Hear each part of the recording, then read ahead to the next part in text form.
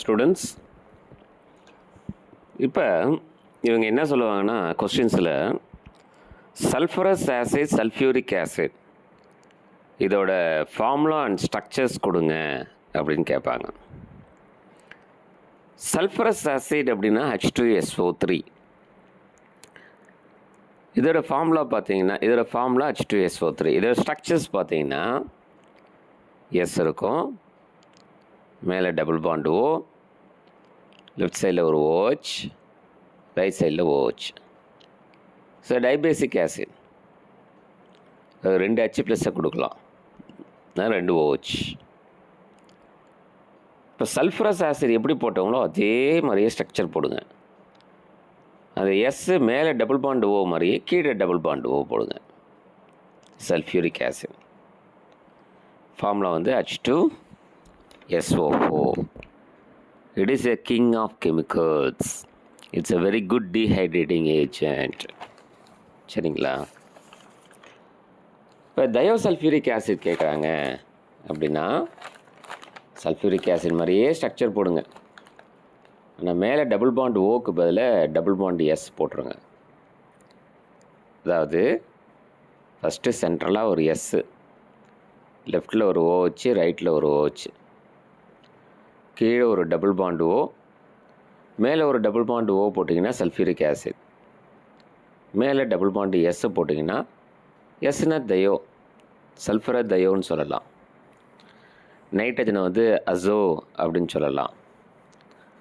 ஹைட்ரஜனை BI by அப்படின்னு நம்ம சொல்லலாம். சரிங்களா? அப்போ இது தயோசல்ஃபியூரிக் ஆசிட். ஃபார்முலா பாருங்கள், H2S2O3. இது கேட்பாங்க. அடுத்தது டைதயோனஸ் ஆசிட். டைதயோனஸ் ஆசிடில் பார்த்தீங்கன்னா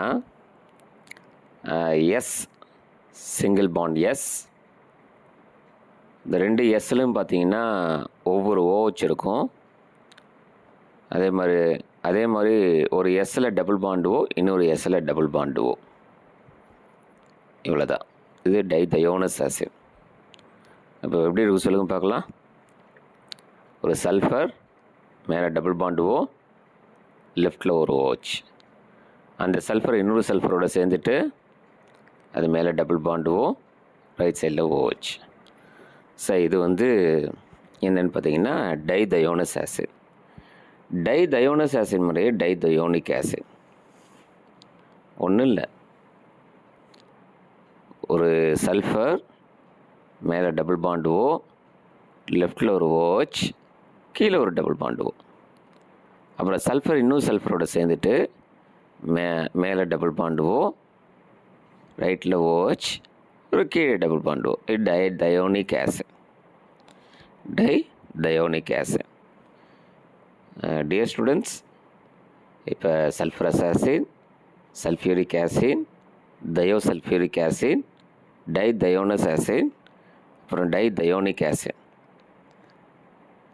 இந்த ஃபார்முலா அண்ட் ஸ்ட்ரக்சர் கண்டிப்பாக கேட்கலாம். இப்போ நம்ம சொல்ல போகிற அடுத்த 2 கேரோஸ் ஆசிட், இதுவும் மார்ஷல்ஸ் ஆசிட், இதுவும் பப்ளிக்கில் கேட்டிருக்காங்க. ஒரு தடவை பப்ளிக்கில் give the formula and structures of Caro's acid, Marshall's acid. இந்த பேரை பார்த்தோன்னே நமக்கு தெரியுது இல்லையா? இது முக்கியமாக பப்ளிக்கில் வரக்கூடிய கொஸ்டின் அப்படின்னு. கேரோஸ் ஆசிட் ரொம்ப சிம்பிள். சல்ஃபியூரிக் ஆசிட் போடுவீங்க இல்லையா? எஸ்ஸு, மேலே டபுள் பாண்ட் ஓ, கீழே டபுள் பாண்ட் ஓ, லெஃப்டில் ஒரு OH, ரைட்டில் ஒரு OH போடுவீங்க இல்லையா? அந்த ரைட்டில் OH போடும்போது ஒரு ஓ போட்டுட்டு அப்புறம் OH போடுங்க. இந்த ஓவை OHோட கனெக்ட் பண்ணுங்கள்.